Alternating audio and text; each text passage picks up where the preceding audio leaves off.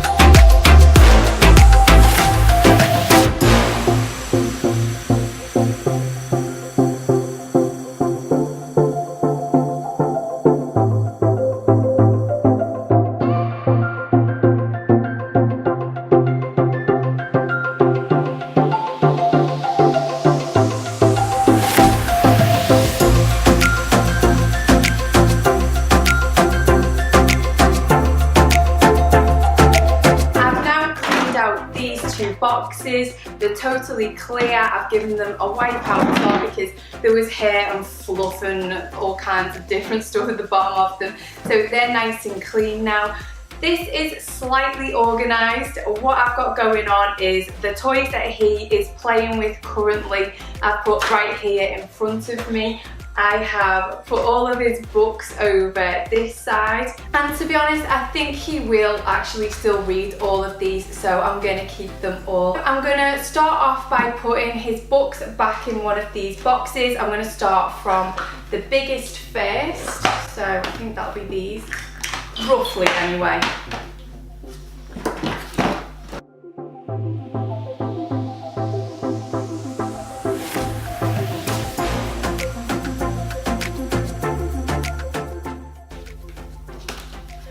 Theo is obsessed with books that make sound, so there's always some kind of noise happening from this area at one time or another.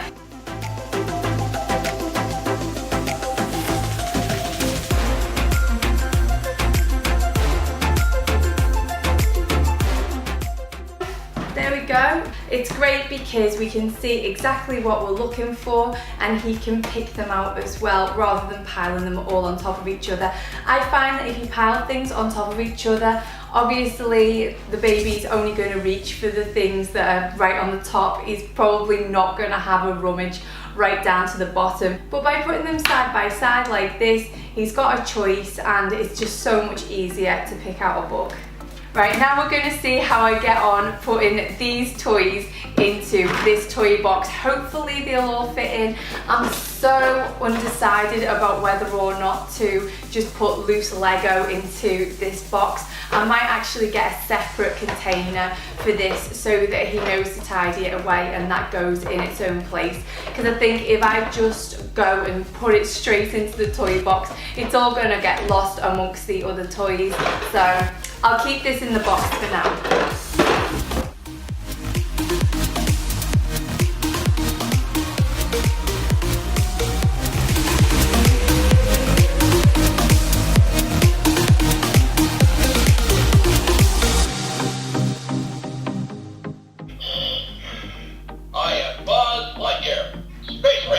As you can see, Theo is fully obsessed with Toy Story at the moment.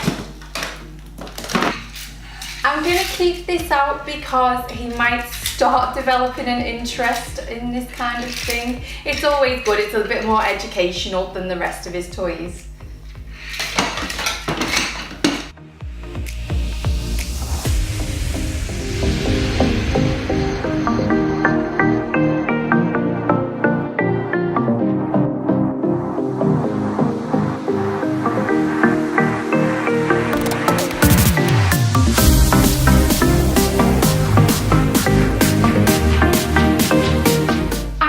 Done. That was the shortest declutter of all of them that I've done in this series so far. Nice and easy, and it's made such a difference. So I'm going to take you through what I've done.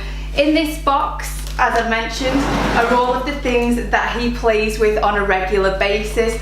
So these things he absolutely loves. His farm animals, his Toy Story things, a ball, a couple of little instruments. He just loves all that, and he has been playing with it, particularly over the last, I'd say, 6 weeks or so. This box is always making a noise. I'm so surprised that I've managed to get everything into the one box, so that is quite the triumph.